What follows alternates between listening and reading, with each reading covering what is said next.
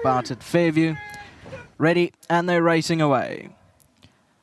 First officer just hesitated out of the stalls. TP Thunderchild has gone off to the front. Just Carter's pushing forward nicely on the outside and shows a lot of pace. Then came behind that Wild Star, and First Officer's behind that, around 5 lengths off the lead as they race towards the 600-meter mark. And Just Carter has now found the lead and goes about a half a length clear of TP Thunderchild, is giving him something to work at the rail. Then further back is First Officer, coming out for a run now and being asked to run, and further back is Wild Star. 300 to go. First Officer's taken the lead now.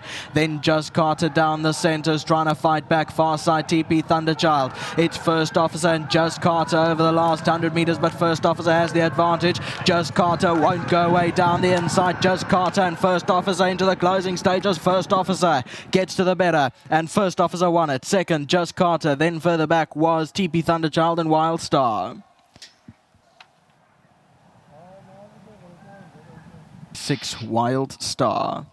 1, 3, 5, 6, those are the numbers. Here's the head on replay. So First Officer at the top of the straight took the lead. Richard pulled him out for a run and immediately took the lead at the top of the straight, with Just Carter going with it, and these two fighting out in the end. But First Officer is victorious on debut.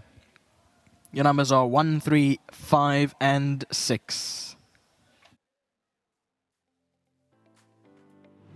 Very, very exciting to get the first of the juveniles underway in the Eastern Cape. It's a time we always look forward to when you see the newbies step out and we see the excitement on course when the youngsters get to strut their stuff for the first time. Always that edge of anticipation, because without the form, you're not quite sure what to expect.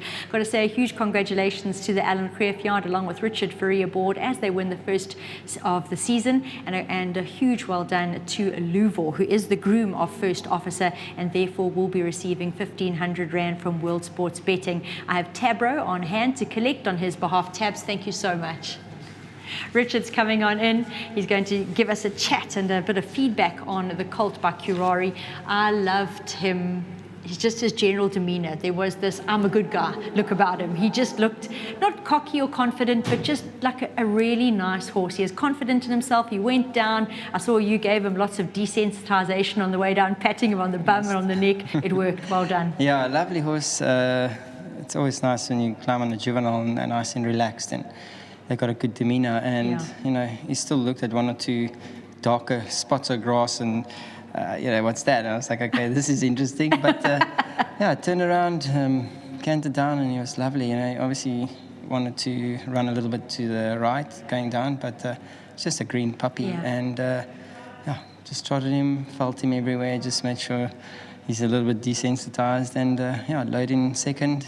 He got left a little bit, but he was always in a position where he could bounce off in a 4-horse field. And obviously, first time I think we've ever had a baby race on Polly, so it was interesting. Nerve-wracking, scary, yes, but interesting. So thank goodness this field was small. Yes. They could take the corner quite nicely, and you know, all those horses are going to come on tremendously from the run. And even though I won the race, I think if we had been on grass, I think Mr. Smith's horse would have probably gotten the measure of us. But yeah, we just had a good momentum and a horse that was willing to fight when he needed to. So well done to the little chap. He did a good job. Well done to Mr. Moore and his team, to the boss and his team, the guys behind the scenes doing all the hard graft, and to my sponsors at Richmond. Yeah, good start for them. Now, Richard, going ahead, there's definitely a few that I'll have to ask you about. The punters out there want to know. You have not ridden this horse before, Lay Delay. Does come with Cape form, which you will be familiar with, but more importantly to me is asking you about your draw. How do you feel about 11 out of 12? It's not an easy draw. I think it's a 1400, so we do jump on a hard turn, but you've got to take it as they come out the gate, so hopefully all goes well for me. Now, Terminal Velocity on paper does look the filly to beat in race 3. Definitely. Everything is there, the form is there, and she's probably nice and peachy today, so she'll go very, very close. Another newcomer for you, Princess of Bayou. Her Cape form, though, is solid. Yeah, she's got some fair form. She was with Mr. Marshall, so they moved there, yeah. I think she'll enjoy the Polly, but yeah, got to be a runner. Include her, yes. Back for more. Great run over track and trip last time out. Yeah, she's always there. She likes to lug in a little bit, but she's not out of it. She's got good form as well, and she's holding it nicely, so she's got to be right up there. And another horse that always gives of her best, always eating up the ground late, Walk on the Wild Side in race 6. Yeah, she's frustrating sometimes, but Yes. she's holding form. She's always consistent, and hopefully today we can get her into the winner's box. And let's hope for that. But this one is there. Richard, well done. Thank you very much. Alan going to join me shortly, and we're going to hear more about Mr. Moore's son of Curari. We know the colours well. They've certainly started off the juvenile season very, very well, off the back of a strong juvenile season. Don't worry, Alan, I was not going to forget about this wonderful check. Pauline was actually going to hand it over. But yes, Alan wants to jump to the most important thing, and that is the 100,000 Rand BSA bonus, the first to be handed out in the Eastern Cape this season. So, Alan, well done. Well done to BSA, to Mr. Moore and Adrian and Michael Holmes. Yeah. He's in charge there, to the guys there. Well done. It's a huge incentive for all of us, and being the first baby race this season, I know it was touch and go that the babies would run, but it held its form and held together.